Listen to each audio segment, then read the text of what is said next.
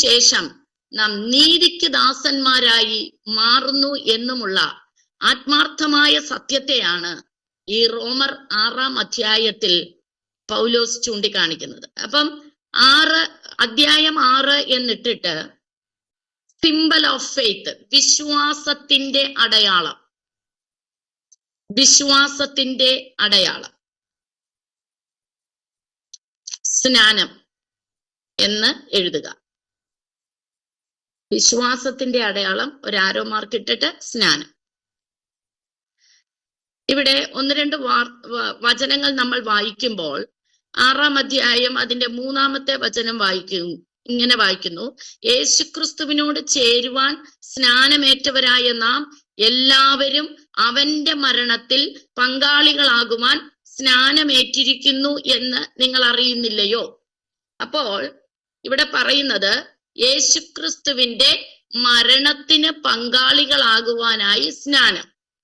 ഇനി അത് ഇങ്ങോട്ട് നമ്മൾ വായിച്ചു വരുമ്പോൾ അതിന്റെ 7-ാം വചനത്തിൽ പറയുന്നു, അങ്ങനെ മരിച്ചവൻ പാപത്തിൽ നിന്ന് മോചനം പ്രാപിച്ചിരിക്കുന്നു. എങ്ങനെ മരിച്ചവൻ? സ്നാനത്താൽ യേശുക്രിസ്തുവിന്റെ മരണത്തോട് പങ്കാളിയായി തീർന്നവൻ എന്തു ചെയ്യുന്നു? അവൻ സ്നാനത്താൽ അവനോടുകൂടെ, 4-ാം വചനത്തിൽ പറയുന്നു, സ്നാനത്താൽ അവനോടുകൂടെ കുഴിച്ചിടപ്പെട്ടു. അങ്ങനെ മരിച്ച വ്യക്തി എന്ത് ചെയ്യുന്നു? പാപത്തിൽ നിന്ന് മോചനം പ്രാപിക്കുന്നു. അപ്പൊ 4-ാം അധ്യായത്തിൽ നമ്മൾ വിശ്വാസത്താൽ യേശുക്രിസ്തുവിനെ വിശ്വസിച്ച് നീതീകരണത്തിലേക്ക് നാം പ്രവേശിക്കുമ്പോൾ 5-ാം അധ്യായത്തിൽ നാം യേശുക്രിസ്തുവിന്റെ രക്തത്താൽ കഴുകപ്പെട്ട് നീതീകരണം പ്രാപിക്കുന്നു. 6-ാം അധ്യായത്തിൽ വരുമ്പോഴാണ് നമ്മൾ സ്നാനത്താൽ കർത്താവിന്റെ മരണത്തിൽ പങ്കാളികളായി നമ്മളെ കുഴിച്ചിടുമ്പോൾ, പാപത്തിന് നമ്മൾ കുഴിച്ചിടുമ്പോൾ നമ്മൾ എന്തായിത്തീരുന്നു? പാപത്തിൽ നിന്ന് മോചനം പ്രാപിച്ച് നാം കയറി വരുന്നു. എങ്ങനെ ക്രിസ്തു ഉയർത്തെഴുന്നേറ്റോ അതുപോലെ തന്നെ പുനരുത്ഥാനത്തോട് സാദൃശ്യം പ്രാപിച്ച് നാം കയറി വരുന്നു. ഈ സ്നാനത്തെ കുറിച്ചുള്ള ചില കാര്യങ്ങൾ നമ്മൾ നോട്ട് എഴുതിയിട്ട് നമ്മൾ വീണ്ടും ഈ അധ്യായത്തിലേക്ക് നമുക്ക് കടന്നു വരാം. മത്തായി എഴുതിയ സുവിശേഷം 28-ാം അധ്യായം 19-ാമത്തെ വചനത്തിൽ നമുക്ക് എല്ലാവർക്കും സുപരിചിതമായ വചനമാണ്. അതിൽ കർത്താവ് സ്വർഗാരോഹണം ചെയ്യുന്നതിന് മുൻപേ ശിഷ്യന്മാർക്ക് കൊടുത്ത ഒരു കൽപ്പനയാണ് സ്നാനം. മത്തായി എഴുതിയ സുവിശേഷം 28-19 ഇങ്ങനെ പറയുന്നു: നിങ്ങൾ എന്ത് ചെയ്യണം? പിതാവിന്റെയും പുത്രന്റെയും പരിശുദ്ധാത്മാവിന്റെയും നാമത്തിൽ സ്നാനം കഴിപ്പിക്കണം. അപ്പം സ്നാനം കഴിപ്പിക്കുന്നത് ഏതു നാമത്തിലാണ്? പിതാവിന്റെയും പുത്രന്റെയും പരിശുദ്ധാത്മാവിന്റെയും നാമത്തിൽ. ഇവിടെ ഇരിക്കുന്ന എല്ലാവരും സ്നാനപ്പെട്ടവരാണ്. ആരും സ്നാനപ്പെടാത്തവരില്ല. ആരെങ്കിലും ഉണ്ടോ സ്നാനപ്പെടാത്തവർ? ഇല്ല. അപ്പൊ നമ്മൾ വിചാരിക്കുക ഈ ക്ലാസ് നമുക്ക് എന്തിനാണെന്ന്. പക്ഷെ പലപ്പോഴും പലരും സ്നാനപ്പെടുന്നത് കർത്താവിനോടുകൂടെ കുഴിച്ചിടപ്പെടാനൊന്നും അല്ല സ്നാനപ്പെടുന്നത്. ആവശ്യങ്ങൾക്ക് വേണ്ടി, പ്രശ്നങ്ങളുടെ പരിഹാരത്തിന് വേണ്ടി പ്രാർത്ഥനയ്ക്ക് പോകും. കുറച്ചു കഴിയുമ്പം സഭയിലുള്ള അഭിഷിക്തൻ പറയും നിങ്ങൾ സ്നാനപ്പെടണമെന്ന് പറയും. ഏതായാലും ഇവിടെ വന്നതല്ലേ, ആ കർമ്മവും കൂടെ ചെയ്തേക്കാന്ന് പറഞ്ഞ് കുറച്ചു പേര് സ്നാനപ്പെടും. പിന്നെ കുറച്ചു പേര് എങ്ങും ഒരു സ്ഥാനം ഇല്ലാതിരിക്കുമ്പോൾ എന്നാ ഇവിടെ ഒരു സ്ഥാനം കിട്ടട്ടെ എന്ന് വിചാരിച്ച് ഒരു മെമ്പർഷിപ്പിന് വേണ്ടി എന്ത് ചെയ്യും? സ്നാനപ്പെടും. അല്ലേ? ഞാൻ പറയുന്നതിൽ എന്തെങ്കിലും തെറ്റായ കാര്യങ്ങളുണ്ടോ? ഇല്ല. പിന്നെ കുറച്ചുപേരെങ്ങനെയാണ് സ്നാനപ്പെടുന്നതെന്നറിയാവോ? മക്കളെ കല്യാണം കഴിച്ചു കൊടുപ്പിക്കാനായിട്ട് സ്നാനപ്പെടും. പെണ്ണ് പോയി ഒരു പെന്തക്കോസ് ചെറുക്കനെയാണ് സ്നേഹിക്കുന്നതെങ്കിൽ പെണ്ണ് സ്നാനപ്പെട്ടേ പറ്റൂ. ഇപ്പൊ ക്രിസ്തുവിനോട് ചേരുന്നതിന് പകരം ആ ചെറുക്കനോട് ചേരാനായിട്ട് അങ്ങ് സ്നാനപ്പെടും. അല്ലെങ്കിൽ ചെറുക്കൻ പോയി ഒരു പെന്തക്കോസ് പെണ്ണിനെയാണ് സ്നേഹിക്കുന്നതെങ്കിൽ അപ്പൊ ആ കല്യാണം നടക്കാനായിട്ട് ഒരു സ്നാനം. എത്രയോ കല്യാണങ്ങൾ അങ്ങനെ നടക്കുന്നുണ്ട്. അപ്പം ഇതൊക്കെയാണ് ഓരോരുത്തരും ഈ സ്നാനത്തിന് കണ്ടുവച്ചിരിക്കുന്ന കാര്യങ്ങൾ. അതത് സാഹചര്യങ്ങളുടെ മധ്യത്തിൽ സ്നാനപ്പെടുന്നു, പിന്നീട് പറയുന്നു ഞങ്ങൾ പെന്തക്കോസാന്ന് പറയുന്നു. പക്ഷെ അവരുടെ ജീവിതത്തിൽ ക്രിസ്തുവിന്റെ യാതൊരു നീതിയോ ക്രിസ്തുവിന്റെ യാതൊരു പ്രകാശനമോ അവരുടെ ജീവിതത്തിലില്ല. അങ്ങനെയുള്ളവരെ നമുക്ക് ഒത്തിരി പേരെ നമുക്ക് അങ്ങനെയുള്ളവരെ അറിയാൻ സാധിക്കും. എന്നാൽ യഥാർത്ഥമായി സ്നാനപ്പെടുന്നതിന്റെ ആവശ്യകത എന്താണ്? സ്നാനം നമ്മൾ അതിന്റെ ആത്മാർത്ഥമായ സത്യം മനസ്സിലാക്കിയിട്ട് അങ്ങനെയുള്ള ഒരു സ്നാനമാണോ ഞാൻ ഏറ്റത്? ഇല്ല എങ്കിൽ ഒന്നുകൂടെ ദൈവസന്നിധിയിൽ സ്നാനപ്പെടണമെന്ന് ഞാൻ പറയില്ല. നമ്മുടെ ജീവിതത്തെ ഒന്നുകൂടെ ദൈവസന്നിധിയിൽ ആ രീതിയിൽ ആ വചനത്തിന് നേരാകെ നമ്മൾ എന്ത് ചെയ്യണം? സമർപ്പിച്ചേ പറ്റൂ. അപ്പോൾ നമ്മൾ സ്നാനം എടുക്കേണ്ടത് പിതാവിന്റെയും പുത്രന്റെയും പരിശുദ്ധാത്മാവിന്റെയും നാമത്തിൽ നാം സ്നാനം കഴിക്കണം. അടുത്തത് യേശു കൊടുത്ത കൽപ്പന, ഈ സ്നാനപ്പെട്ടവർക്ക് യേശു കൽപ്പിച്ചതൊക്കെയും പ്രമാണിക്കാൻ തക്കവണ്ണം ഉപദേശിക്കണം. ഇപ്പം എല്ലാ ഉപദേശങ്ങളും കൊടുത്തിട്ട് നമുക്ക് എന്ത് ചെയ്യാൻ പറ്റത്തില്ല? ഒരു വ്യക്തിയെ സ്നാനപ്പെടുത്താൻ പറ്റത്തില്ല. യേശുക്രിസ്തു എന്താണ്? യേശുക്രിസ്തു ആരാണ്? യേശുക്രിസ്തു എന്താണ് നമുക്ക് കൽപ്പിച്ചിരിക്കുന്നത്? എന്താണ് നമ്മളെ പഠിപ്പിച്ചിരിക്കുന്നത്? അപ്പം യേശുക്രിസ്തു കൽപ്പിച്ചതൊക്കെ എന്ന് പറയുമ്പോൾ ഈ 3.5 വർഷത്തെ തൻ്റെ ഈ ലോക ജീവിതത്തിൽ ഐഹിക കാലത്തിലുള്ള തൻ്റെ ശുശ്രൂഷയിൽ ശിഷ്യന്മാരോട് ഒത്തിരി കാര്യങ്ങൾ കൽപ്പിച്ചിട്ടുണ്ട്. ഈ കൽപ്പിച്ചതൊക്കെ ഇവരെന്ത് ചെയ്യണം? പ്രമാണിക്കണം. സ്നാനപ്പെട്ടവരെന്ത് ചെയ്യണം? പ്രമാണിക്കണം. എല്ലാം പ്രമാണിക്കുന്നവരെ നമുക്ക് കണ്ടെത്താൻ കഴിയുമോ എന്ന് ചോദിച്ചാൽ നമ്മൾ പോലും ചിലപ്പോ ഒന്ന് തിരിഞ്ഞു നോക്കേണ്ടി വരും. യേശു കർത്താവ് കൽപ്പിച്ചതൊക്കെ പ്രമാണിക്കുന്നവരാണ് പിതാവിന്റെയും പുത്രന്റെയും പരിശുദ്ധാത്മാവിന്റെയും നാമത്തിൽ സ്നാനപ്പെട്ടവർ. അപ്പൊ നമ്മള് ഒന്നാമത്തെ സ്നാനത്തിന്റെ ഉദ്ദേശം എഴുതേണ്ടത് യേശു കൽപ്പിച്ചതൊക്കെയും പ്രമാണിക്കണം. സ്നാനപ്പെട്ടിട്ടുണ്ടോ? പിതാവിന്റെയും പുത്രന്റെയും പരിശുദ്ധാത്മാവിന്റെയും നാമത്തിൽ നാം സ്നാനപ്പെട്ടിട്ടുണ്ടോ? നമ്മൾ പിന്നെ യേശു കൽപ്പിച്ചതൊക്കെയും നമ്മൾ പ്രമാണിക്കണം. ആ ഉപദേശം നമ്മൾ കൈക്കൊള്ളണം. അങ്ങനെയുള്ളവരെ കൽപ്പനകൾ അനുസരിച്ച് പ്രമാണിക്കുന്നവരെ അടുത്ത തലത്തിലേക്ക് ദൈവം ഉയർത്തുന്നതാണ്. അവർ ശിഷ്യരായി തീരുന്നു. സ്നാനപ്പെട്ടവർ ഉപദേശത്തെ ലഭിക്കുമ്പോൾ അവർക്ക് ദൈവം കൊടുക്കുന്ന ഒരു സ്ഥാനമാണ് എന്ത്? കർത്താവിന്റെ ശിഷ്യന്മാർ. അപ്പം അവരെ എന്തായി മാറുന്നു? അപ്പം സ്നാനപ്പെടുന്ന ഒരു വ്യക്തി അവന്റെ ആത്മീക വർധനവിനനുസരിച്ച് അവനെ നടത്തുന്ന ഒരു സ്ഥാനമാണ് കർത്താവിന്റെ ശിഷ്യന്മാർ അല്ലെങ്കിൽ ശിഷ്യഗണത്തിൽ അവർ ഉൾപ്പെടുന്നു. അടുത്തത് മർക്കോസിന്റെ സുവിശേഷം 1-ാം അധ്യായം അതിന്റെ 4-ാമത്തെ വചനത്തിൽ പറയുന്നു, പാപമോചനത്തിനുള്ള മാനസാന്തര സ്നാനം. അത് യോഹന്നാൻ സ്നാപകൻ കൊടുത്ത സ്നാനമാണ്. വെള്ളത്താലുള്ള സ്നാനമാണ്. എന്ത്? പാപമോചനം. അപ്പൊ സ്നാനപ്പെടുന്ന ഒരു വ്യക്തിക്ക് എന്ത് ലഭിക്കുന്നു? പാപമോചനം ലഭിക്കുന്നു. അത് തന്നെയാണ് ഇവിടെ റോമർ 6-ാം അധ്യായത്തിലും പൗലോസ് അപ്പോസ്തലനും അത് തന്നെയാണ് പറഞ്ഞിരിക്കുന്നത്. അതിന്റെ 7-ാം വചനത്തിൽ പാപത്തിൽ നിന്ന് മോചനം പ്രാപിച്ചിരിക്കുന്നു. അപ്പൊ സ്നാനപ്പെടുന്ന ഒരു വ്യക്തിക്ക് എന്താണ്? അവൻ പാപമോചനം പ്രാപിക്കുന്നു. ഇനി അതിന്റെ മർക്കോസിന്റെ സുവിശേഷം തന്നെ 16-ാം അധ്യായം 16-ാമത്തെ വചനത്തിൽ പറയുന്നത്, വിശ്വസിക്കുകയും സ്നാനമേൽക്കുകയും ചെയ്യുന്നവൻ രക്ഷിക്കപ്പെടും.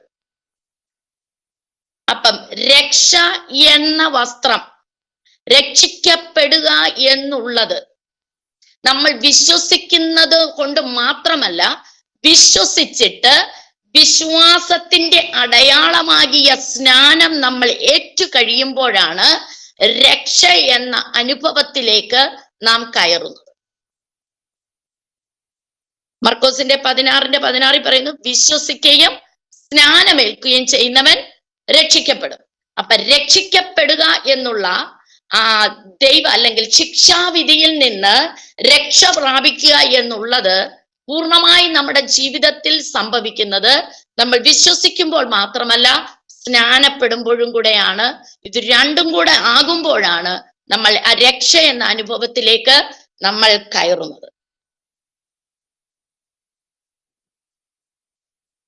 യോഹന്നാൻ സ്നാപകൻ കൊടുത്ത സ്നാനം മാനസാന്തര സ്നാനം.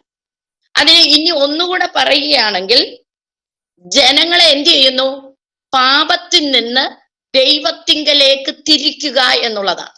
മാനസാന്തര സ്നാനത്തിന്റെ അർത്ഥം പാപജീവിതത്തിൽ നിന്ന് ദൈവത്തിങ്കലേക്ക് അവരുടെ ശ്രദ്ധയെ തിരിക്കുക എന്ന പ്രവൃത്തിയാണ് യോഹന്നാൻ സ്നാപകൻ കൊടുത്ത മാനസാന്തര സ്നാനം കൊണ്ട് ഉദ്ദേശിക്കുന്നത്. അടുത്തത് മത്തായി എഴുതിയ സുവിശേഷം 3-ാം അധ്യായം അതിന്റെ 15-ാം വചനത്തിൽ അവിടെ നമ്മൾ യേശു കർത്താവിന്റെ സ്നാനമാണ് കാണുന്നത്. യേശു കർത്താവ് സ്നാനമേൽക്കാൻ യോർദാൻ കരയിൽ വരുന്നു. അവിടെ യോഹന്നാൻ സ്നാപകൻ മാനസാന്തര സ്നാനം, പാപമോചനത്തിനായുള്ള സ്നാനം കൊടുക്കുന്നു. അപ്പോൾ നമുക്ക് അവിടെ ഒരു സംശയം ഉണ്ടാകാം, യേശു പാപം ചെയ്തിട്ടാണോ വന്ന് മാനസാന്തര സ്നാനത്തിന് തന്നെ ഏൽപ്പിക്കുന്നത്? അല്ലെങ്കിൽ പാപത്തിൽ നിന്ന് പാപമോചനം പ്രാപിക്കാനാണോ എന്ന് നമുക്കവിടെ ഒരു ക്വസ്റ്റ്യൻ, സംശയമല്ല, ഒരു ക്വസ്റ്റ്യൻ നമുക്ക് ചോദിക്കാം. യേശു എന്തിനാണ് അവിടെ സ്നാനപ്പെട്ടത്? യോഹന്നാൻ സ്നാപകൻ കൊടുത്ത സ്നാനം മാനസാന്തര സ്നാനമാണെങ്കിൽ, അല്ലെങ്കിൽ പാപത്തിൽ നിന്ന് ജനത്തെ ദൈവത്തിങ്കലേക്കൊന്ന് തിരിച്ചു വിടുക എന്നുള്ള അർത്ഥത്തിൽ മാനസാന്തര സ്നാനം കൊടുത്തെങ്കിൽ, ഈ യോഹന്നാൻ സ്നാപകന്റെ കൈക്കീഴിൽ യേശു കടന്നു വന്ന് സ്നാനപ്പെടുവാനുള്ള കാരണം എന്താണ്? അവിടെ പറയുന്നത് നീതി നിവർത്തിക്കുക. യേശു കർത്താവ് സ്നാനം കൊണ്ട് ഉദ്ദേശിക്കുന്നത് എന്താണ്? നമ്മൾ പാപത്തെ നമ്മൾ കുഴിച്ചിടുന്നു. യേശു ക്രിസ്തുവിന്റെ മരണത്തിന് പങ്കാളിയായി സ്നാനത്താൽ നാം നമ്മളെ തന്നെ കുഴിച്ചിട്ടു, പാപത്തോടു കൂടെ കുഴിച്ചിടുന്നു. ഇതാണ് നമ്മൾ റോമർക്ക് എഴുതിയ ലേഖനം 6-ൽ കണ്ടത്. അങ്ങനെ ഉള്ളത് നോക്കുമ്പോൾ യേശു ക്രിസ്തു അവിടെ തന്റെ പാപത്തെ കുഴിച്ചിടാനല്ല സ്നാനപ്പെട്ടത്, പിന്നെയോ താൻ അല്പനാളുകൾ കഴിയുമ്പോൾ ചെയ്യുവാൻ പോകുന്ന ക്രൂശിലെ യാഗത്തെ പ്രതിനിധീകരിച്ചുകൊണ്ടും, ഒന്നുകൂടെ പറയാം, യേശുക്രിസ്തുവിന്റെ അവിടത്തെ സ്നാനം, യേശുക്രിസ്തു വന്നത് എന്തിനായിട്ടാണ്? ലോകത്തിന്റെ പാപ പരിഹാരത്തിനായി, സർവജനത്തിന്റെയും പാപ പരിഹാരത്തിനായി. ക്രൂശിൽ യാഗമായി തീരാനാണ് വന്നത്, ഒരു യാഗത്തിനായിട്ടാണ് വന്നത്. അപ്പം ആ യാഗമാണ് നമ്മൾ എന്ത് ചെയ്യുന്നത്? സ്നാനപ്പെടുമ്പോൾ നാം ചെയ്യുന്നത്. പക്ഷെ യേശു അവിടെ യോഹന്നാൻ സ്നാപകന്റെ കീഴിൽ വന്ന് സ്നാനപ്പെടുമ്പോൾ താൻ ചെയ്യാൻ പോകുന്ന ക്രൂശിലെ യാഗത്തെ സ്നാനത്തിൽ കൂടി കാണിച്ചുകൊണ്ട് അവിടെ സ്നാനപ്പെടും. അല്ലാതെ കർത്താവ് പാപമോചനത്തിൽ നിന്നുള്ള മോചനം പ്രാപിക്കാനല്ല അവിടെ സ്നാനപ്പെടുന്നത്, താൻ ചെയ്യാൻ പോകുന്ന യാഗത്തെ അവിടെ പ്രതിനിധീകരിച്ച് കാണിക്കുകയാണ്. അതുകൊണ്ടാണ് കർത്താവ് പറയുന്നത് ഇത് ദൈവത്തിന്റെ നീതിയാണ്. നീതി പ്രവർത്തിക്കുന്നത് നമുക്കുചിതം, ഇത് നീതിയാണ്. കാരണം എന്റെ യാഗത്താൽ സർവമനുകൂലവും എന്ത് ചെയ്യാൻ പോവുകയാണ്? നീതീകരിക്കാൻ പോവുകയാണ്. അപ്പോൾ ഈ നീതി ഇവിടെ ഞാൻ നിവർത്തിച്ച് എന്റെ ശുശ്രൂഷയിലേക്ക് ഞാൻ കടക്കുകയാണ്. അതൊന്ന് കാണിച്ചു കൊടുത്തുകൊണ്ട് കയറിയതാണ് കർത്താവിന്റെ സ്നാനം എന്ന് പറയുന്നത്. അപ്പോൾ ദൈവത്തിന്റെ നീതി നിവർത്തിക്കുന്നതിന് അത് ഉചിതമാണെന്ന് കാണിക്കുന്നതാണ് കർത്താവിന്റെ സ്നാനമായിരുന്നത്. മാത്രമല്ല, കർത്താവിന്റെ സ്നാനത്തിൽ ആ ഒരു പ്രവൃത്തിയിൽ സ്വർഗം പ്രസാദിച്ചത് നമുക്ക് കാണുന്നു. മാത്രമല്ല, സ്നാനത്തിന്റെ സമയത്ത് പിതാവ്, പുത്ര, പരിശുദ്ധാത്മാവ് തൃത്വത്തിന്റെ സാന്നിധ്യം നമുക്കവിടെ കാണുവാൻ സാധിക്കുന്നു. സ്വർഗം തുറക്കുന്നു. കർത്താവ് സ്നാനപ്പെട്ട് വരുമ്പോൾ ലൂക്കോസിന്റെ സുവിശേഷം 3-ാം അധ്യായം അതിന്റെ 21, 22 വചനങ്ങൾ നോക്കുമ്പോൾ കർത്താവ് സ്നാനപ്പെട്ടു കയറി പ്രാർത്ഥിക്കുമ്പോൾ സ്വർഗം തുറക്കുന്നു. പരിശുദ്ധാത്മാവ് പ്രാവെന്ന രൂപത്തിൽ കർത്താവിന്റെ മേൽ ഇറങ്ങി വരുന്നു. നിന്നിൽ ഞാൻ പ്രസാദിച്ചിരിക്കുന്നു, നീ എന്റെ പ്രിയ പുത്രനാണെന്നുള്ള ദൈവ ശബ്ദം സ്വർഗത്തിൽ നിന്ന് മുഴങ്ങുന്നു. അപ്പോൾ പിതാവിന്റെ ശബ്ദം, പരിശുദ്ധാത്മാവിന്റെ സാന്നിധ്യം, പുത്രനായ ക്രിസ്തു തന്നെ തന്നെ പിതാവിന്റെ ഇഷ്ടത്തിന് ഏൽപ്പിച്ച് വെള്ളത്തിൽ നിൽക്കുന്നു. അപ്പോൾ സ്നാനത്തിൽ നാം സ്നാനപ്പെടുമ്പോൾ നാം കർത്താവിന്റെ മരണത്തിന് പങ്കാളിയായി വെള്ളത്തിനകത്ത് നമ്മൾ നമ്മുടെ കഴിഞ്ഞകാല ജീവിതത്തെയും പാപത്തെയും കുഴിച്ചിട്ട് കഴിഞ്ഞപ്പോൾ എന്താണ്, നമ്മൾ അവിടെ നിന്ന് എഴുന്നേൽക്കുന്ന സമയം കർത്താവ് തൃത്വത്തിന്റെ പിതാവ് പുത്ര പരിശുദ്ധാത്മാവിന്റെ സാന്നിധ്യം നമ്മളിലേക്ക് ഇറങ്ങുന്നു. അതാണ് സ്നാനത്തിന്റെ വലിയൊരു പ്രത്യേകത എന്ന് പറയുന്നത്. അടുത്തത് ലൂക്കോസിന്റെ സുവിശേഷം 7-ാം അധ്യായം, ലൂക്കോസിന്റെ സുവിശേഷം 7-ാം അധ്യായം അതിന്റെ 30-ാമത്തെ വചനത്തിൽ ഇങ്ങനെ പറയുന്നു: എങ്കിലും പരീശന്മാരും ന്യായശാസ്ത്രിമാരും അവനാൽ സ്നാനമേൽക്കാതെ ദൈവത്തിന്റെ ആലോചന തങ്ങൾക്ക് വൃഥാവാക്കി കളഞ്ഞു.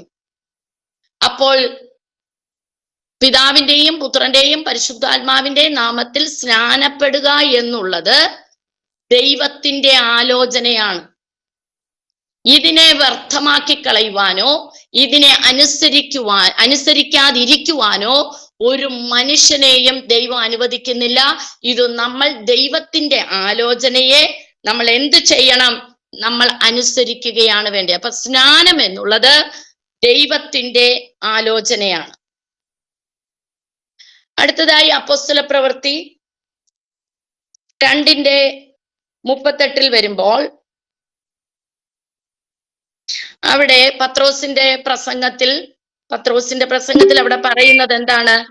കേട്ട് മനസ്സ് കുത്തുകൊണ്ടിട്ട് എല്ലാവരും വന്ന് ചോദിക്കുന്നു, ഞങ്ങൾ എന്ത് ചെയ്യണം എന്ന് ചോദിക്കുമ്പോൾ അവിടെ പത്രോസ് പറയുകയാണ്, നിങ്ങൾ എന്ത് ചെയ്യണം? ആദ്യം മാനസാന്തരപ്പെടണം. അപ്പൊ സ്നാനപ്പെടുന്നതിന് മുൻപേ നമുക്ക് വേണ്ടിയ കാര്യമാണ് മാനസാന്തരം. നമ്മുടെ മനസ്സൊന്ന് പുതുതാകണം. നമ്മുടെ ഹൃദയത്തിനകത്തുള്ള എല്ലാ അഴുക്കുകളും, അന്ന് വരെ നമ്മുടെ ജീവിതത്തിൽ വന്ന എല്ലാ അശുദ്ധികളും നമ്മൾ അതിൽ നിന്ന് വേർപെട്ട് ദൈവത്തിങ്കലേക്ക് തിരിഞ്ഞിട്ട് നമ്മൾ എന്ത് ചെയ്യണം? മാനസാന്തരപ്പെട്ടിട്ട് രണ്ടാമത് എന്താണ് പറയുന്നത്? പാപങ്ങളുടെ മോചനത്തിനായി ഓരോരുത്തൻ യേശുക്രിസ്തുവിന്റെ നാമത്തിൽ സ്നാനമേൽപ്പി. അപ്പൊ നമ്മൾ സ്നാനമേൽക്കുന്നത് എന്തിനാണ്? വീണ്ടും പറയുന്നു, പത്രോസ് പറയുകയാണ്, പാപത്തിന്റെ മോചനത്തിനായി.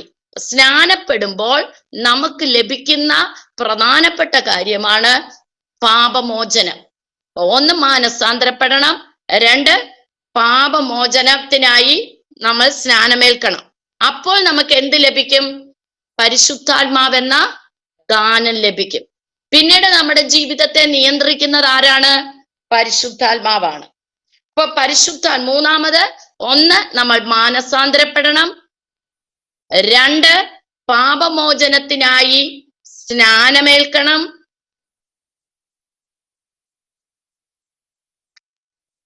3 അപ്പോൾ പരിശുദ്ധാത്മാവെന്ന ദാനം നമുക്ക് ലഭിക്കുന്നു. 4 വക്രതയുള്ള തലമുറയിൽ നിന്ന് നാം രക്ഷിക്കപ്പെടണം. പിന്നീട് പഴയ കൂട്ടുകെട്ടുകൾ, പഴയ ജീവിതം, വക്രത നിറഞ്ഞ പാപം നിറഞ്ഞ ജീവിതത്തിൽ നിന്ന് നമ്മൾ എന്ത് ചെയ്യണം? വേർപെടണം. ഒരു സെപ്പറേഷൻ എപ്പോഴും ഒരു ക്രിസ്തീയ ജീവിതത്തിനകത്ത് വേണം. എല്ലാരും ചെയ്യുന്നത് പോലെ നമുക്ക് ചെയ്യുവാൻ സാധിക്കയില്ല. എല്ലാരും പറയുന്നത് പോലെ നമുക്ക് പറയാൻ കഴിയുകയില്ല. എല്ലാരും ചിന്തിക്കുന്നത് പോലെ നമുക്ക് ചിന്തിക്കാൻ പറ്റില്ല. എല്ലാരും വിധി എഴുതുന്നത് പോലെ നമുക്ക് മറ്റുള്ളവരെ വിധി എഴുതാൻ പറ്റില്ല. മനസ്സിലായോ? അപ്പോൾ വക്രതയുള്ള 4-ാമത്തെ പോയിന്റ്, വക്രതയുള്ള തലമുറയിൽ നിന്ന് നാം രക്ഷിക്കപ്പെടണം. നാം സെപ്പറേഷൻ, ഒരു വേർപാട് അനുഷ്ഠിക്കണം. 5-ാമത്തത് കൂട്ടായ്മ ആചരിക്കണം. ഞാൻ രക്ഷിക്കപ്പെട്ടു, ഞാൻ സ്നാനപ്പെട്ടു, ഞാൻ മാനസാന്തരപ്പെട്ടു, ഞാനിപ്പോ പാപങ്ങളൊന്നും ഇല്ലാതെ വിശുദ്ധിയാണ്, ഇനി ഞാൻ ആരെടുക്കെ മിണ്ടത്തില്ല, അവരെ നോക്കി മിണ്ടില്ല, ഇവരെ നോക്കി മിണ്ടില്ല എന്ന് പറഞ്ഞിട്ട് കാര്യമില്ല. നമുക്ക് എന്താ വേണം? ക്രിസ്തീയ കൂട്ടായ്മ നമുക്ക് വേണം. കൂട്ടായ്മ ആചരിക്കണം. വിശുദ്ധി കൂടുമ്പോഴും ചിലർക്ക് അങ്ങനത്തെ സ്വഭാവമുണ്ട്. ആരെയും കണ്ടാൽ മിണ്ടത്തൊന്നുമില്ല. സഭയെ കടന്നു വന്നാൽ എന്ത് ചെയ്യത്തില്ല? മിണ്ടത്തില്ല. ചിലരുടെ കൂടെ അവരിരിക്കുന്ന പായിലിരിക്കത്തില്ല, ഞാൻ കണ്ടിട്ടുണ്ട്. സ്തോത്രം. പിന്നെ അവസാന കർത്തൃമേശ കഴിഞ്ഞിട്ട് വിശുദ്ധ ചുംബനം കൊടുക്കാൻ പറയുമ്പോൾ ചെയ്യില്ല. പിന്നെ സഭയ്ക്കകത്ത് ആരെങ്കിലും ഇഷ്ടമില്ല, പിണക്കം ഇല്ലെങ്കിൽ ഒട്ടും ചുംബനം കൊടുക്കത്തില്ല. എനിക്ക് അനുഭവം ഉണ്ട്, അതുകൊണ്ട് ഞാൻ പറയുക, ചുമ്മാ ഞാൻ പറയല്ല.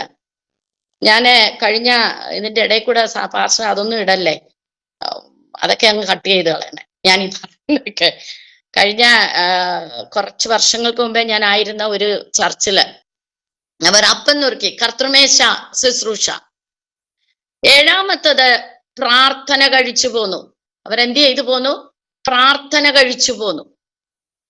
അപ്പോൾ ഒരു സ്നാനപ്പെട്ട ഒരു വ്യക്തി അല്ലെങ്കിൽ പാപമോചനത്തിനായി കർത്താവായ യേശുക്രിസ്തുവിന്റെ നാമത്തിൽ അല്ലെങ്കിൽ പിതാവിന്റെയും പുത്രന്റെയും പരിശുദ്ധാത്മാവിന്റെയും നാമത്തിൽ സ്നാനപ്പെട്ട് ദൈവത്തിന്റെ പൈതലായി പാപത്തിൽ നിന്ന് സ്വാതന്ത്ര്യം ലഭിച്ച് നീതീകരണം പ്രാപിച്ച് നീതിയുടെ ദാസനായി മാറുന്ന ഒരു വ്യക്തി ജീവിതത്തിൽ ഉണ്ടാകേണ്ട ഇത്രയും കാര്യങ്ങൾ അടിസ്ഥാനപരമായിട്ട് ഉണ്ടായിരിക്കേണ്ടത് ആണ് എന്ന് ഇവിടെ അപ്പോസ്തലനായ പത്രോസ് ഉപദേശിക്കുകയാണ്. അങ്ങനെ കുറെ പേർ എന്ത് ചെയ്യുന്നു?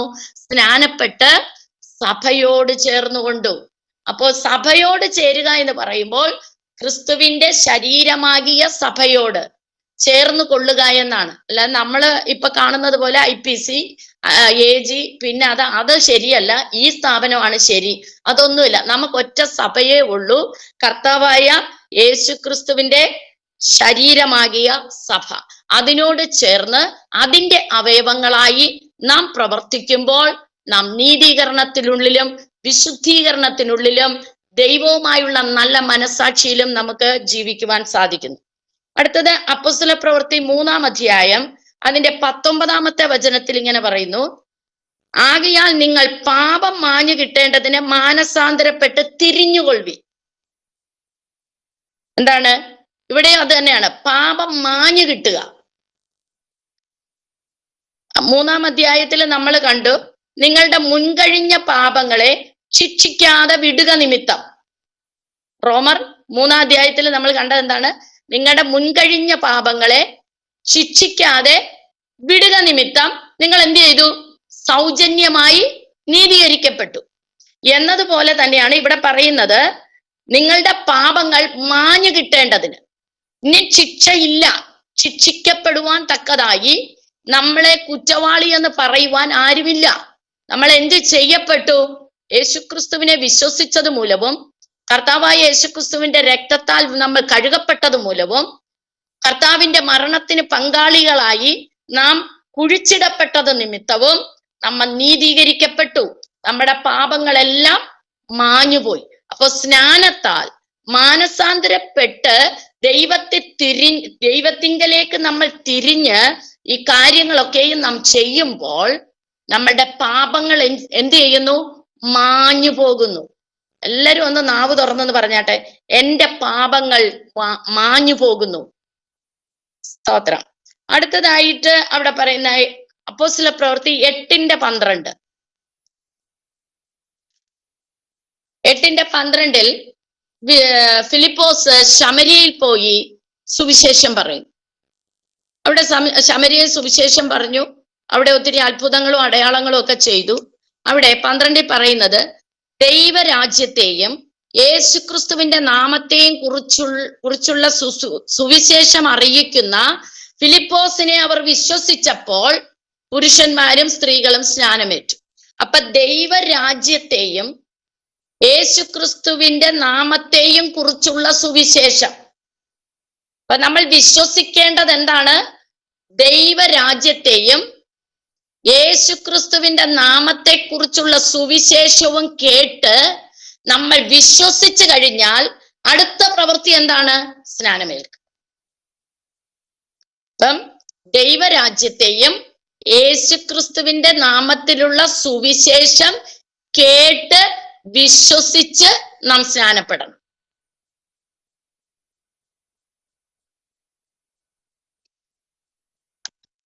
അതേ അധ്യായത്തിൽ തന്നെ നമുക്കറിയാം, ഒരു ഷണ്ണനോട്, എത്യോപ്യ രാജ്ഞിയുടെ ധനകാര്യമന്ത്രിയായ ഷണ്ണനോട് ഫിലിപ്പോസ് ആ ഇൻസിഡന്റ് നമുക്കറിയാം.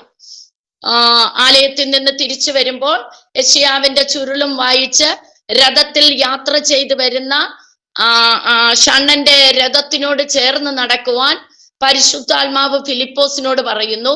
അങ്ങനെ നടക്കുമ്പോൾ 53 യെശയ്യാ പ്രവാചകന്റെ പുസ്തകം 53-ാം അധ്യായത്തിലുള്ള കർത്താവിന്റെ ക്രൂശ് മരണവുമായുള്ള പ്രവചന വാക്യങ്ങളെ ഷണ്ണൻ വായിച്ചു കൊണ്ടിരിക്കുമ്പോൾ അവിടെ എന്താണ് ഫിലിപ്പോസ് ചോദിക്കുന്നു, നീ എന്താകുന്നു വായിക്കുന്നത്, ആരെ കുറിച്ചാകുന്നു വായിക്കുന്നത് പറഞ്ഞു. അപ്പം ഷണ്ണൻ പറയുന്നു, എനിക്ക് ആരെങ്കിലും പറഞ്ഞു തരാതെ എനിക്ക് എങ്ങനെ ഗ്രഹിക്കാൻ കഴിയും. അങ്ങനെ ഫിലിപ്പോസ് രഥത്തിൽ കയറിയിരുന്ന് അവിടെ എന്താണ് പറയുന്നത്, 35-ാം വചനത്തിൽ പറയുന്നു, ഈ തിരുവഴുത്ത് ആധാരമാക്കി യെശയ്യാ പ്രവാചകന്റെ പുസ്തകം 53-ാം അധ്യായത്തിലെ ആ ഷണ്ണൻ വായിച്ച വചനം, അറുക്കുവാനുള്ള ആടിനെ പോലെ അവനെ കൊണ്ടുപോയി, അത് മുതലുള്ള വചനം വായിച്ച് ആ തിരുവഴുത്ത് ആധാരമാക്കി അവനോട് യേശുവിനെ കുറിച്ചുള്ള സുവിശേഷം അറിയിപ്പാൻ തുടങ്ങി. അപ്പം യേശുവിനെ കുറിച്ചുള്ള സുവിശേഷമാണ് പഴയ നിയമത്തിലുള്ള പ്രവചന ശബ്ദം എടുത്തു വെച്ച് ആ തിരുവഴുത്തെടുത്തു വെച്ച് ഷണ്ണൻ വിവരിച്ചു തുടങ്ങി, പറഞ്ഞു തുടങ്ങിയപ്പോൾ ഷണ്ണൻ ചോദിക്കുകയാണ്, വെള്ളം കണ്ട സ്ഥാനം വന്നപ്പം പറയാണ്, സ്നാനം ഏൽക്കുവാൻ എന്ത് വിരോധം? അപ്പൊ എന്റെ ഒരു ചോദ്യം, സുവിശേഷത്തിനകത്ത് ഇവിടെ എവിടെയാണ് സ്നാനം പറഞ്ഞിരിക്കുന്നത്?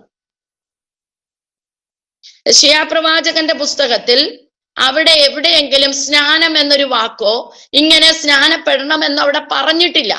പക്ഷേ അത് യേശുക്രിസ്തുവിന്റെ യാഗമാണെന്നും ആ യാഗത്തെ വിശ്വസിക്കുന്നവൻ സ്നാനമേൽക്കണമെന്നും ഇതിലുണ്ട്, സുവിശേഷത്തിലുണ്ട്.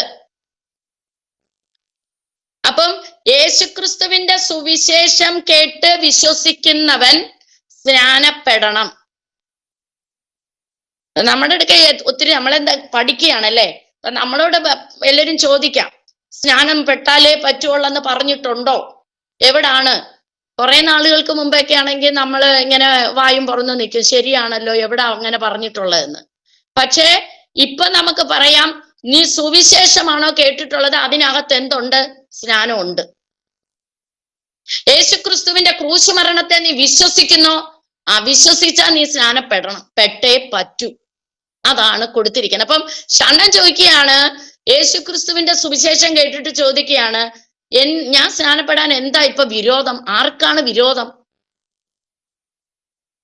അടുത്തത് ഫിലിപ്പോസ് പറയുന്ന വാക്ക് എന്താണെന്നറിയാമോ? 37, നീ പൂർണ്ണ ഹൃദയത്തോടെ വിശ്വസിക്കുന്നുവെങ്കിൽ യേശുക്രിസ്തു നിനക്കായിട്ടാണ് മരിച്ചത്, ഉയർത്തെഴുന്നേറ്റു, ആ യാഗത്താൽ എന്റെ പാപത്തിന് പരിഹാരമുണ്ട്, എന്റെ അതിക്രമങ്ങൾ എന്നിൽ നിന്ന് മായ്ച്ചു ലഭിക്കുന്നു എന്ന് നീ പൂർണ്ണമായി വിശ്വസിക്കുന്നെങ്കിൽ നിനക്കാകാം. അപ്പം ദൈവപുത്രനെ പൂർണ്ണമായി എന്നിട്ട് അപ്പോൾ ഷണ്ണൻ തിരിച്ചു പറയുന്നു, യേശുക്രിസ്തു ദൈവപുത്രൻ എന്ന് ഞാൻ വിശ്വസിക്കുന്നു. ഇതിനകത്ത് ശിശുസ്നാനം മാറിപ്പോവുകയാണ്, ശിശുസ്നാനം മാറിപ്പോകുന്നു. വിശ്വസിക്കുന്നവനാണ് സ്നാനം. ഞാൻ വിശ്വസിക്കുന്നു എന്ന് ഷണ്ണൻ പറയുമ്പോൾ സ്നാനമേൽക്കുന്ന വ്യക്തി യേശുവിനെ ദൈവപുത്രൻ എന്ന് വിശ്വസിക്കണം.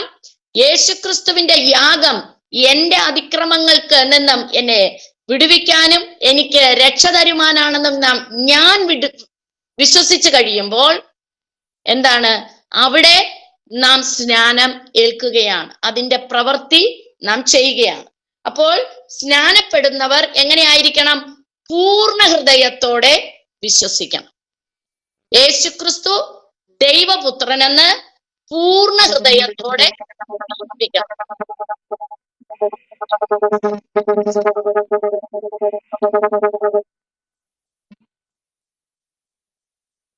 യേശുക്രിസ്തു ദൈവമെന്ന് പൂർണ്ണ ഹൃദയത്തോടെ വിശ്വസിക്കണം. അടുത്തത് അപ്പോസ്തല പ്രവൃത്തി 9:18 പൗലോസ് ഡെമസ്കോസിന്റെ പടിവാതിൽക്കൽ വെച്ച് പൗലോസിനെ എന്ത് ചെയ്യുന്നു? യേശുക്രിസ്തുവിന്റെ ദർശനം ഉണ്ടാകുന്നു. അവിടെ ശൗൽ ഒരിടത്തിരുന്ന് പ്രാർത്ഥിച്ചു കൊണ്ടിരിക്കുന്നു. ആ സമയത്ത് അനന്യാസിനോട് ദൈവം പറയുന്നതാണ്, നീ എന്ത് ചെയ്യണം? ഇന്നയിടത്ത് ശൗൽ ഇരിപ്പുണ്ട്, അവന്റെ അടുക്കൽ പോണം. അവൻ എന്ത് ചെയ്യുന്നു? അവനെ നീ ചെന്ന് കാണണം എന്ന് പറഞ്ഞിട്ട്, അപ്പോൾ അനന്യാസ് അവനോട് ദൈവത്തോട് പറയുന്നുണ്ട്, ഇവൻ എല്ലാരെയും ഉപദ്രവിക്കുന്നവനാണ്, അധികാരപത്രവുമായി വന്നതാണ് എന്നൊക്കെ പറയുമ്പോൾ കർത്താവ് ഇവിടെ പറയുന്നുണ്ട്, അവൻ എന്താണ്? ഞാൻ തെരഞ്ഞെടുത്തവനാണ്. അവൻ എന്റെ നാമം ജാതികൾക്കും രാജാക്കന്മാർക്കും ഇസ്രായേൽ മക്കൾക്കും മുമ്പിൽ വഹിപ്പാൻ ഞാൻ തെരഞ്ഞെടുത്ത പാത്രമാണ്. അപ്പം നാം എല്ലാവരും തെരഞ്ഞെടുക്കപ്പെട്ട പാത്രമാണ്. അങ്ങനെ വിശ്വസിക്കുന്നോ? യെസ്. അപ്പൊ നമ്മള് ദൈവത്തെ കർത്താവിന്റെ നാമത്തിന് വേണ്ടി നാം തെരഞ്ഞെടുക്കപ്പെട്ടവരാണോ? നാം സ്നാനമേൽക്കണം. അതാണ് 18-ാമത്തെ വചനത്തിൽ പറയുന്നു, അനന്യാസ് പോയി കൈവെക്കുന്നു. അവൻ പരിശുദ്ധാത്മ പൂർണ്ണനാകേണ്ടതിനായിട്ട് അവനെ എന്ത് ചെയ്യുന്നു? അവനെ കൈവെക്കുന്നു, തലയിൽ കൈവെക്കുന്നു. കണ്ണിൽ നിന്ന് ചെതുമ്പൽ വീണു, കാഴ്ച ലഭിച്ച് അവൻ എഴുന്നേറ്റ് സ്നാനമേറ്റു. അപ്പോൾ തിരഞ്ഞെടുക്കപ്പെട്ട പാത്രം. പൗലോസ് ആരാണ്? തിരഞ്ഞെടുക്കപ്പെട്ട പാത്രമാണ്. ഇനി അതുകൊണ്ട് നീ ചെന്ന് ബാക്കിയുള്ള കാര്യങ്ങൾ, ബാക്കിയുള്ള ശുശ്രൂഷ അനന്യാസെ നീ ചെയ്യണം. അങ്ങനെ അനന്യാസ് എന്ന് തലയിൽ കൈവച്ച് അവനെ പിന്നത്തേതിൽ എന്ത് ചെയ്യുന്നു? സ്നാനമേക്കുന്നു. അപ്പോൾ തിരഞ്ഞെടുക്കപ്പെട്ട പാത്രമാകിയ നാം എല്ലാവരും എന്ത് ചെയ്തിരിക്കണം? പരിശുദ്ധാത്മ പൂർണ്ണത പ്രാപിക്കണമോ? സ്നാനമേൽക്കണം. അടുത്തതായിട്ട് അപ്പോസ്തലർ പ്രവൃത്തി 10:44. അതിൽ കൊർന്നല്യോസിന്റെ ഭവനത്തിൽ പത്രോസ് കടന്നു എന്ന് എന്ത് ചെയ്യുന്നു? വചനം പറയുന്നു. ആ ഇൻസിഡന്റ് എല്ലാം നമുക്കറിയാം. വചനം പറയുന്നു. വചനം കേട്ടുകൊണ്ടിരിക്കുന്നവരുടെ മേൽ എന്ത് വന്നു? പരിശുദ്ധാത്മാവ് വന്നു. അവർ അന്യഭാഷകളിൽ സംസാരിച്ചു. അത് കണ്ടപ്പോൾ എന്ത് ചെയ്തു? പരിശുദ്ധാത്മ സ്നാനം ലഭിച്ചവർക്ക് വെള്ളത്താലുള്ള സ്നാനവും കൊടുക്കാമെന്ന് പറഞ്ഞ് പരിശുദ്ധാത്മാവ് ആ ഭവനത്തിൽ കൂടി വന്ന എല്ലാവർക്കും സ്നാനം കൊടുക്കുന്നു. അപ്പൊ വചനം കേട്ട് വിശ്വസിച്ച് അവർ ദൈവസന്നിധി സമർപ്പിച്ചപ്പോൾ പരിശുദ്ധാത്മാവ് അവരുടെ മേൽ വരികയാണ്. പരിശുദ്ധാത്മാവ് വന്നവർ എന്ത് ചെയ്യുന്നു? തങ്ങളെ തന്നെ സ്നാനത്തിന് ഏൽപ്പിക്കുകയാണ്. അപ്പോൾ നമ്മൾ കർത്താവിനെ വിശ്വസിച്ച് കഴിയുമ്പോൾ തന്നെ നാം തിരഞ്ഞെടുക്കപ്പെട്ട ദൈവത്തിന്റെ പാത്രമാണെന്നും ദൈവത്തിന്റെ മക്കളാണെന്നും ഇത് ദൈവത്തിന്റെ ആലോചനയാണെന്നും നാം വിശ്വസിച്ച് ഒരു തർക്കവുമില്ലാതെ ഏൽപ്പിച്ചു കൊടുക്കുക എന്നുള്ളതാണ് കർത്താവ് നമ്മളിൽ ആഗ്രഹിക്കുന്നത്. അവിടെയാണ് പാപമോചനത്തിന്റെ പൂർണ്ണ സ്വാതന്ത്ര്യം നമ്മിൽ കടന്നു വരുന്നത്. ഇനി നമ്മൾ അപ്പോസ്തല പ്രവൃത്തി 16:5 നോക്കുമ്പോൾ ലുദിയ പൗലോസ് സുവിശേഷം പറയുമ്പോൾ അവളുടെ ഹൃദയം തുറന്നു, അവൾ സ്നാനം ഏറ്റു. 16:33 കാരാഗ്രഹ പ്രമാണി പൗലോസിൽ നിന്ന് സുവിശേഷം കേൾക്കുന്നു. അവിടെ അവർ കുടുംബമായിട്ട് സ്നാനമേൽക്കുന്നു. അതുപോലെ 19-ാം അധ്യായത്തിലും അവിടെ എഫെസോസിലുള്ളവർ പരിശുദ്ധാത്മാവ് പ്രാപിച്ചിട്ടില്ല എന്ന് പറയുമ്പോൾ അവരുടെ തലയിൽ കൈവെക്കുകയും അവർ മാനസാന്തര സ്നാനം മാത്രമേ ഏറ്റിട്ടുള്ളൂ എന്നവിടെ പറയുന്നു. യോഹന്നാൻ സ്നാപകനാൽ ലഭിച്ച മാനസാന്തര സ്നാനം മാത്രമേ ഞങ്ങൾ ഏറ്റിട്ടുള്ളൂ. അപ്പോൾ അവിടെ പത്രോസ് യോഹന്നാൻ പറയുകയാണ്, യേശുക്രിസ്തുവിന്റെ നാമത്തിൽ നിങ്ങൾ സ്നാനമേറ്റോ? അപ്പോൾ നമുക്ക് ആവശ്യം എന്ത് സ്നാനമാണ്? യേശുക്രിസ്തുവിന്റെ നാമത്തിലുള്ള സ്നാനം. അതായത് പിതാവിന്റെയും പുത്രന്റെയും പരിശുദ്ധാത്മാവിന്റെയും നാമത്തിലുള്ള സ്നാനമാണ് നമ്മൾ ഏൽക്കേണ്ടിയത്.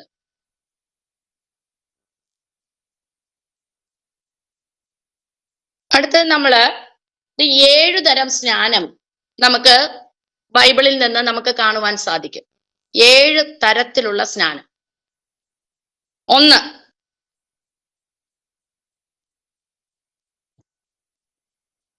പെട്ടക സ്നാനം. 1 പത്രോസ് 3:20-21.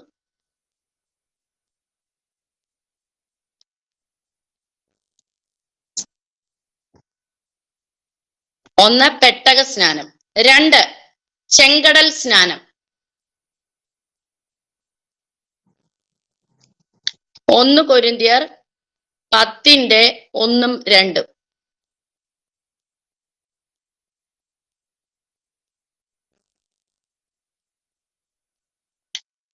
3 യോഹന്നാൻ സ്നാപകനാൽ നടന്ന മാനസാന്തര സ്നാനം. യോഹന്നാൻ സ്നാപകനാൽ നടന്ന മാനസാന്തര സ്നാനം. മത്തായി 3:5-7 വരെ.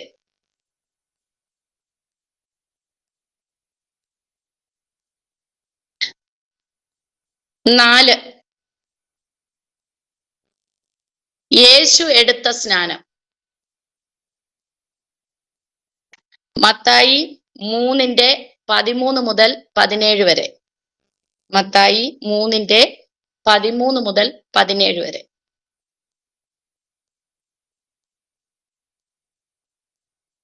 5 ക്രൂശിലെ സ്നാനം അല്ലെങ്കിൽ കഷ്ടതയാകുന്ന സ്നാനം. ലൂക്കോസ് 12:50.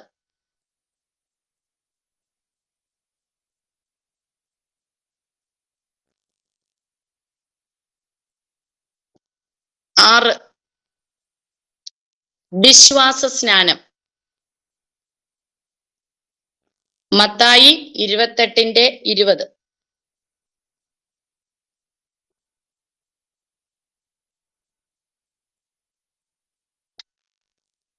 7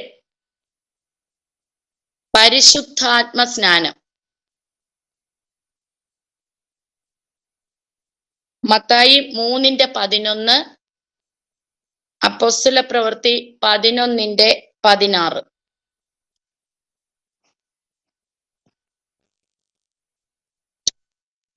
അതാണ് 7 തരത്തിലുള്ള സ്നാനം. ഇതിൽ നമുക്ക് ആവശ്യമുള്ള സ്നാനം 2, അവസാനത്തെ 3 ഉണ്ട്. ക്രൂശിലെ കഷ്ടതയാകുന്ന സ്നാനം, വിശ്വാസ സ്നാനം, പരിശുദ്ധാത്മ സ്നാനം.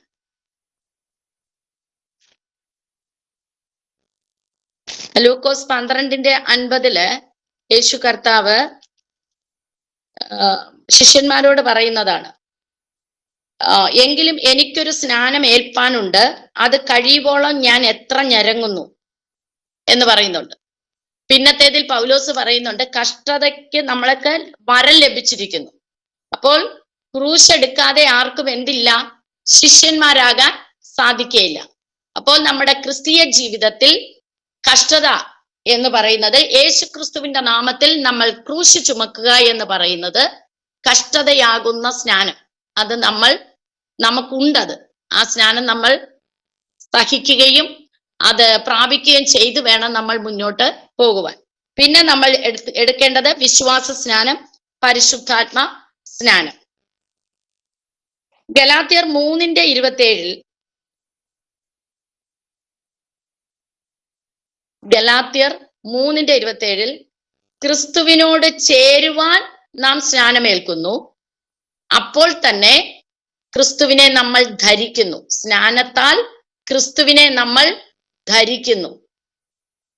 അത് സ്നാനപ്പെട്ടതിനു ശേഷം നമ്മുടെ ജീവിതത്തെ കാണുന്നത് നമ്മളെ അല്ല കാണുന്നത്, ക്രിസ്തുവിനെയാണ് കാണുന്നത്.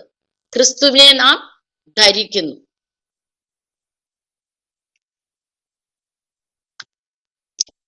കൊലോസ്യർ 2:12-15 വരെയുള്ള വചനത്തിൽ സ്നാനത്താൽ നമ്മൾ എന്ത് ചെയ്യുന്നു? അവനോട് കൂടെ അടക്കപ്പെടുന്നു.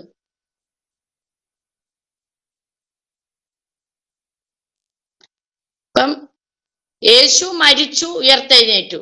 നമ്മൾ സ്നാനത്താൽ അടക്കപ്പെടുമ്പോൾ യേശു ഉയർത്തെഴുന്നേറ്റത് കൊണ്ട് നമ്മൾ എന്ത് ചെയ്യുന്നു? ക്രിസ്തുവിൽ ഉയർത്തെഴുന്നേൽക്കുന്നു. പിന്നെ ഉള്ള ജീവിതം ഉയർത്തെഴുന്നേറ്റ ക്രിസ്തുവിനോട് കൂടെ പരിശുദ്ധാത്മാവിന്റെ നിയന്ത്രണത്തിലാണ് നാം ജീവിക്കുന്നത്. അവിടെ എന്ത് ചെയ്യുന്നില്ല? പാപം വാഴുന്നില്ല.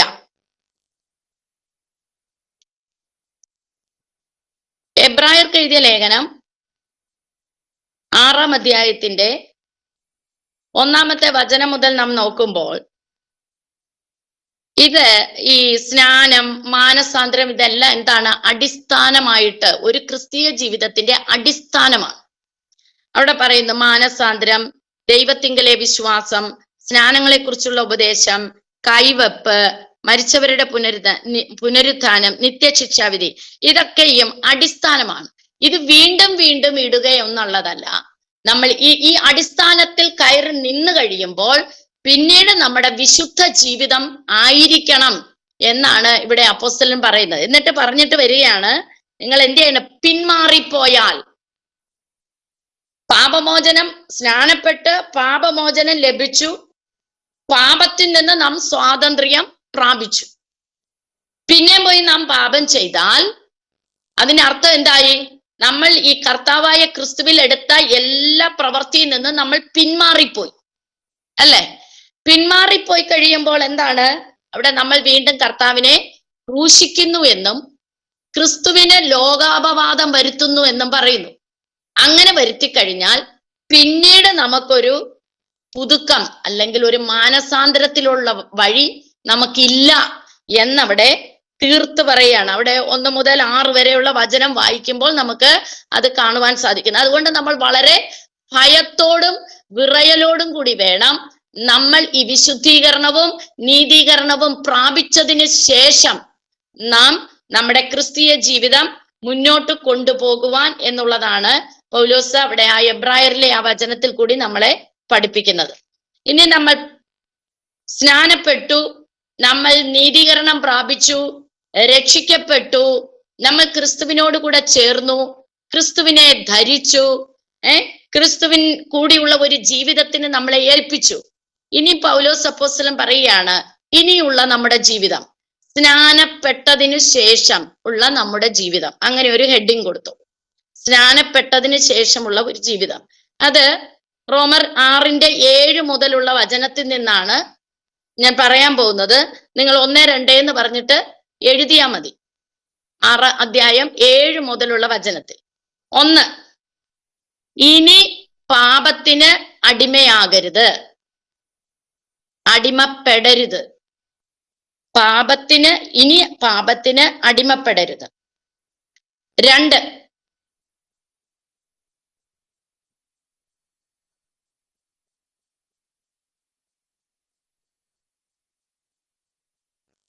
മരണത്തിന് നമ്മേൽ കർത്തൃത്വമില്ല.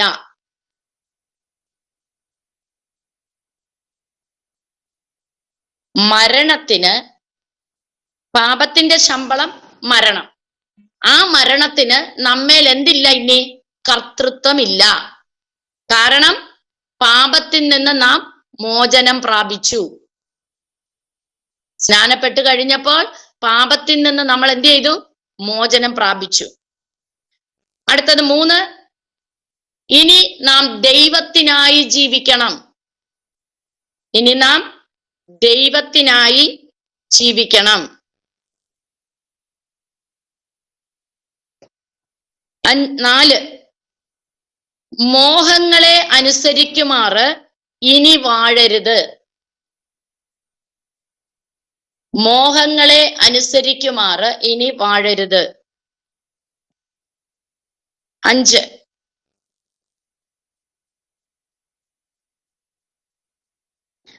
അവയവങ്ങൾ അനീതിയുടെ ആയുധങ്ങളാകരുത്.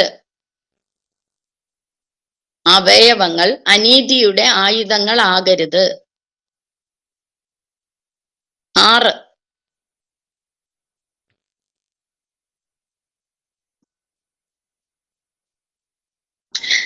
നീതിയുടെ ആയുധങ്ങളായി നമ്മുടെ അവയവങ്ങളെ സമർപ്പിക്കണം. നീതിയുടെ ആയുധങ്ങളായി നമ്മുടെ അവയവങ്ങളെ സമർപ്പിക്കണം.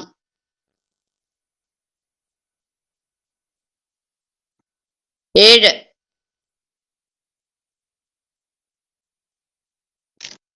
ഇപ്പോൾ നാം കൃപയ്ക്ക് അധീനരാണ്. നാം ആരാണ്? കൃപയ്ക്ക് അധീനരാണ്.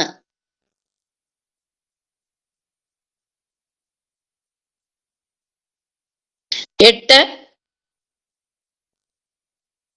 നീതിക്കായി അനുസരണത്തിന്റെ ദാസന്മാരാണ് നാം.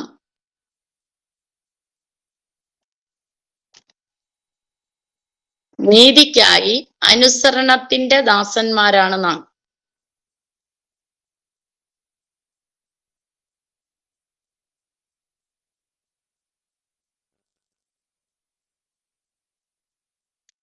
9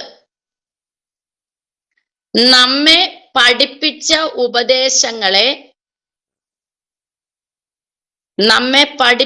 ഉപദേശങ്ങളെ ഹൃദയപൂർവം അനുസരിക്കണം.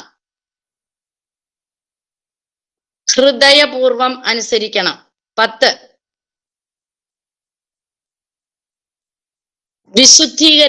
വിശുദ്ധീകരണത്തിനായി സമർപ്പിക്കണം.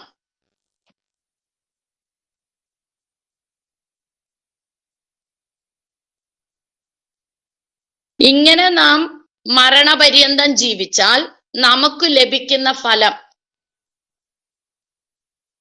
ഇങ്ങനെ നാം മരണപര്യന്തം ജീവിച്ചാൽ നമുക്ക് ലഭിക്കുന്ന ഫലം വിശുദ്ധീകരണം, നിത്യജീവൻ. വിശുദ്ധീകരണം, നിത്യജീവൻ.